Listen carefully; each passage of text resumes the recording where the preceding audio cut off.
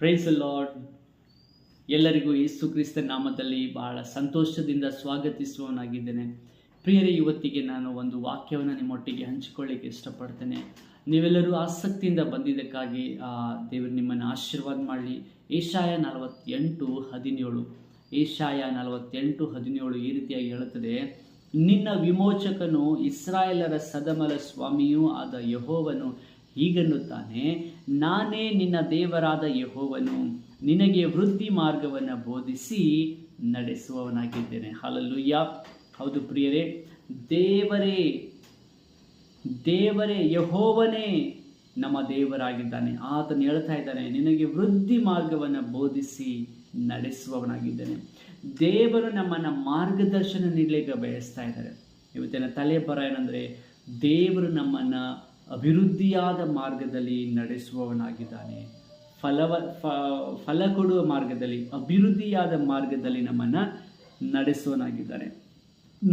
ನಾವು ನಮ್ಮ ಜೀವಿತವನ್ನು ಕರ್ತನಿಗೆ ಒಪ್ಪಿಸಿಕೊಡುವಾಗ ಕರ್ತನು ನಮ್ಮನ್ನು ಸರಿಯಾದ ಮಾರ್ಗದಲ್ಲಿ, ನಮ್ಮನ್ನು ಉನ್ನತಿಗೆ ತೆಗೆದುಕೊಂಡು ಹೋಗುವಂಥ ಮಾರ್ಗದಲ್ಲಿ ದೇವರು ನಮ್ಮನ್ನು ನಡೆಸುವನಾಗಿದ್ದಾನೆ. ಆತನು ನಮ್ಮನ್ನು ತನ್ನ ಚಿತ್ತದ ಪ್ರಕಾರ ನಡೆಸ್ತಾನೆ. ಯಾವಾಗ ನಾವು ದೇವರ ಚಿತ್ತದ ಪ್ರಕಾರ ನಡೀತೇವೋ ನಾವು ಜಯ ಹೊಂದಲಿಕ್ಕೆ ಸಾಧ್ಯವಾಗ್ತದೆ. ಹೌದು ಪ್ರಿಯರೇ, ಆ ದೇವರು ತನ್ನ ಚಿತ್ತದಂತೆ ನಡೆಸುತ್ತಾನೆ ಅಂತ ಹೇಳುವಾಗ ದೇವರು ನಮ್ಮ ಜೊತೆಗಿದ್ದು, ತಾನೇ ನಮ್ಮ ಜೊತೆಗಿದ್ದು ನಮ್ಮನ್ನು ನಡೆಸುವ ದೇವರಾಗಿದ್ದಾನೆ. ದಾವೀದ ಕೂಡ ಸತ್ಯವೇದದಲ್ಲಿ ಹೇಳ್ತಾನೆ, ನಾನು ಕಾರ್ಗತ್ತಲೆಯ ಕಣಿವೆಯಲ್ಲಿ ನಡೆಯುತ್ತಿದ್ದರೂ ನಾನು ಕೇಡಿಗೆ ಅಂಜೋದಿಲ್ಲ, ಕೇಡಿಗೆ ಹೆದರೋದಿಲ್ಲ. ಕರ್ತನೇ ನನ್ನ ಶರಣನು, ನಿನ್ನ ಕೋಲು ದೊಣ್ಣೆಯು ನನ್ನನ್ನು ಆಧರಿಸುವುದು. ಆತನು ಹೇಳ್ತಾ ಇದ್ದಾನೆ, ಕಾರ್ಗತ್ತಲಿನ ಕಣಿವೆಯಲ್ಲಿ ನಾನು ನಡೆಯುವಾಗಲೂ ನಾನು ಹೆದರೋದಿಲ್ಲ. ದೇವರು ನನ್ನ ಜೊತೆಗಿದ್ದಾನೆ, ದೇವರ ದೊಣ್ಣೆಯು ಕೋಲು ನನ್ನನ್ನು ಆಧರಿಸ್ತದೆ. ಪ್ರಿಯರೇ, ನಾವು ಆ ರೀತಿ ಹೇಳಲಿಕ್ಕೆ ಸಿದ್ಧರಾಗಿದ್ದೇವಾ? ಒಂದು ವೇಳೆ ಆ ಒಂದು ಭರವಸೆ, ಆ ಒಂದು ವಿಶ್ವಾಸ ನಮಗಿರುವುದಾದರೆ ದೇವರ ಮೇಲೆ, ಖಂಡಿತವಾಗಿ ದೇವರು ನಮ್ಮನ್ನು ಕೂಡ ನಡೆಸುವನಾಗಿದ್ದಾನೆ. ಈಗ ಮನುಷ್ಯರು ದೇವರ ಕೈಗಳಲ್ಲಿ ಒಪ್ಪಿಸಲಿಕ್ಕೆ ಸಿದ್ಧರಿಲ್ಲ.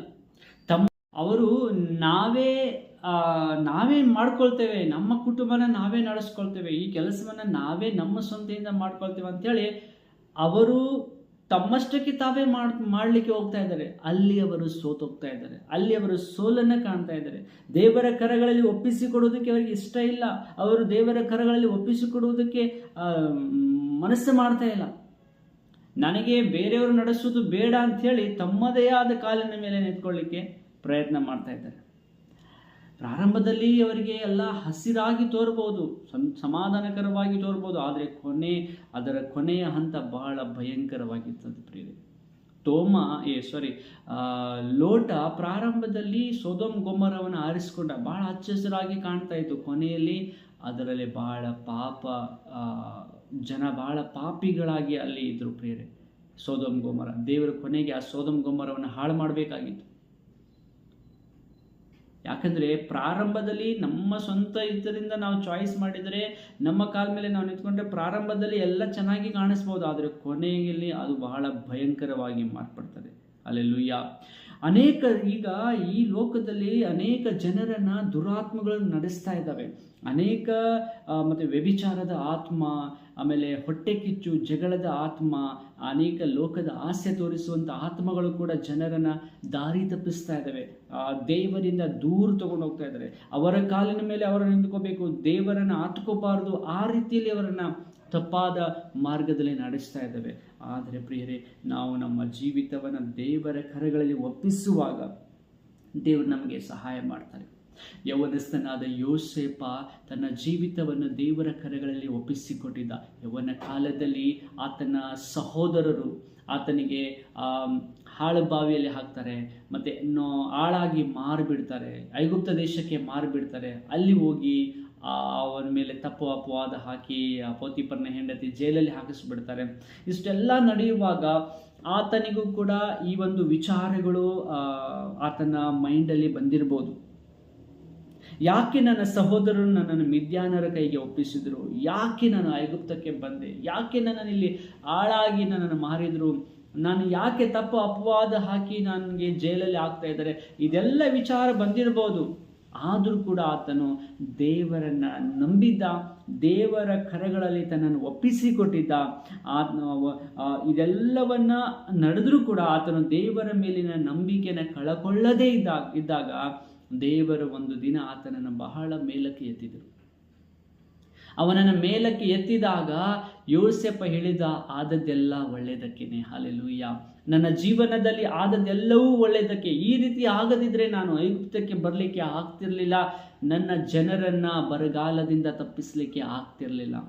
ಅವರ ಅಣ್ಣ ತಮ್ಮಂದಿರು ಬರ್ತಾರೆ, ಅವರನ್ನು ಪ್ರೀತಿಯಿಂದ ಸ್ವಾಗತಿಸ್ಕೊಳ್ತಾನೆ. ಅವರು ಹೇಳ್ತಾರೆ, ಯೋಸೇಫ್ ಹೇಳ್ತಾನೆ, ನೀವು ಅಲ್ಲ ನನ್ನನ್ನು ಇಲ್ಲಿ ಕಳಿಸಿದ್ದು, ನೀವೇನೋ ತಪ್ಪಾಗಿ ವಿಚಾರ ಮಾಡಿದ್ರು, ಆದರೆ ದೇವರು ಇದನ್ನು ನನ್ನ ಒಳ್ಳೆಯದಕ್ಕಾಗಿ ಮಾಡಿದ್ರು.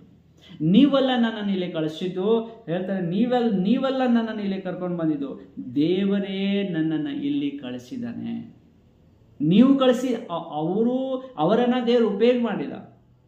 ಆ್ಯಕ್ಚುಲಿ ಹೇಳ್ಬೇಕಂದ್ರೆ ತನ್ನ ಅಣ್ಣಂದಿರು ತಾವಾಗಿಯೇ ಕಳಿಸ್ಲಿಕ್ಕೆ ಆಗಲಿಲ್ಲ. ದೇವರು ಅವರ ಮೂಲಕವಾಗಿ ಐಗುಪ್ತ ದೇಶಕ್ಕೆ ದೇವರು ಯೋಸೇಫನನ್ನು ಕಳಿಸಿದ್ರು. ದೇವರೇ ಅಲ್ಲಿ ಕರ್ಕೊಂಡ್ಬಂದರು ಐಗುಪ್ತ ದೇಶದಲ್ಲಿ. ಆದಿಕಾಂಡ 45:5-8 ವಚನದಲ್ಲಿ ನಾವು ನೋಡ್ತೇವೆ. ದೇವರ ಸಂಕಲ್ಪ ನೆರವೇರುವುದಕ್ಕೆ ಇದೆಲ್ಲ ಆಯಿತು. ಹೌದು ಪ್ರಿಯರೇ, ದೇವರ ಕರಗಳಲ್ಲಿ ನಮ್ಮನ್ನು ಒಪ್ಪಿಸುವಾಗ ದೇವರು ನಮಗೆ ಸಹಾಯ ಮಾಡ್ತಾನೆ. ಯೋಸೇಫನನ್ನ, ದಾನಿಯೇಲನನ್ನ ಮತ್ತೆ ದಾವೀದನನ್ನ, ಈ ರೀತಿಯಾಗಿ ಎಲ್ಲಾ ನೀತಿವಂತರನ್ನ ದಾರಿ ತೋರಿದ ದೇವರು, ಮಾರ್ಗದರ್ಶನ ನೀಡಿದ ದೇವರು ಇವತ್ತು ನಿಮ್ಮನ್ನು ಕೂಡ ಆತನ ಮಾರ್ಗದರ್ಶನ ನೀಡಲಿಕ್ಕೆ ಇಷ್ಟವುಳ್ಳವನಾಗಿದ್ದಾನೆ. ನಿಮ್ಮನ್ನು ನೀವು ದೇವರ ಕರಗಳಲ್ಲಿ ಒಪ್ಪಿಸುವುದಾದರೆ ದೇವರು ಖಂಡಿತವಾಗಿ ನಿಮ್ಮನ್ನು ಕೂಡ ಉನ್ನತ ಮಟ್ಟದಲ್ಲಿ ನಡೆಸ್ತಾನೆ. ವೃದ್ಧಿಯಾದ ಮಾರ್ಗದಲ್ಲಿ ದೇವರು ನಿಮ್ಮನ್ನು ಮಾರ್ಗದರ್ಶನ ಮಾಡ್ತಾರೆ. ನಮ್ಮನ್ನು ದೇವರ ಕರಗಳಲ್ಲಿ ಒಪ್ಪಿಸೋಣ. ಮತ್ತೇನಾದರೂ ಸಮಸ್ಯೆ ಬಂದರೆ, ಯಾಕಪ್ಪ ಈ ಸಮಸ್ಯೆ ನನಗೇನೆ ಯಾಕೆ ಬಂತು, ಆ ಥರ ನಾವು ಪ್ರಶ್ನೆ ಹಾಕದೆ ದೇವರನ್ನು ನಂಬಿ ಆತನ ಕರಗಳಲ್ಲಿ ನಮ್ಮನ್ನು ನಾವು ಒಪ್ಪಿಸಿಕೊಡೋಣ. ನಮ್ಮ ಕೊನೆಯ ಒಂದು ಹಂತ ಅಭಿವೃದ್ಧಿಯಾಗಿರ್ತದೆ, ಒಂದು ಸಕ್ಸಸ್ಫುಲ್ ಆಗಿರ್ತದೆ. ಯೋಸೇಫನಿಗೆ ದೇವರು 13 ವರ್ಷಗಳ ಕಷ್ಟ ಸಹಿಸಿದ ನಂತರ ಉನ್ನತ ಮಟ್ಟದಲ್ಲಿ ತಂದರು. ಅದೇ ರೀತಿ ನಮ್ಮನ್ನು ಕೂಡ ದೇವರು ಉನ್ನತ ಮಟ್ಟದಲ್ಲಿ ತಗೊಂಡು ಬರ್ತಾರೆ. ನಮ್ಮನ್ನು ನಾವು ದೇವರ ಕರಗಳಲ್ಲಿ ಸಮರ್ಪಿಸೋಣ. ಪ್ರೀತಿಯುಳ್ಳ ದೇವರೇ, ಈ ವಾಕ್ಯಕ್ಕಾಗಿ ಸ್ತೋತ್ರ. ಈ ನಿನ್ನ ಮಕ್ಕಳನ್ನು ಸ್ವಾಮಿ ಆಶೀರ್ವದಿಸು. ವಾಕ್ಯ ಕೇಳಿದಾಗ ಇವರ ಕುಟುಂಬದ ಎಲ್ಲ ಸದಸ್ಯರನ್ನು ಆಶೀರ್ವದಿಸು ತಂದೆ. ವಾಕ್ಯದ ಮೂಲಕವಾಗಿ ಬಲಪಡಿಸು ಯೇಸು ನಾಮದಲ್ಲಿ. ಆಮೆನ್. ದೇವರು ನಿಮ್ಮನ್ನು, ನಿಮ್ಮ ಕುಟುಂಬನ ಹೆಚ್ಚಾಗಿ ಆಶೀರ್ವದಿಸಲಿ. ಆಮೆನ್.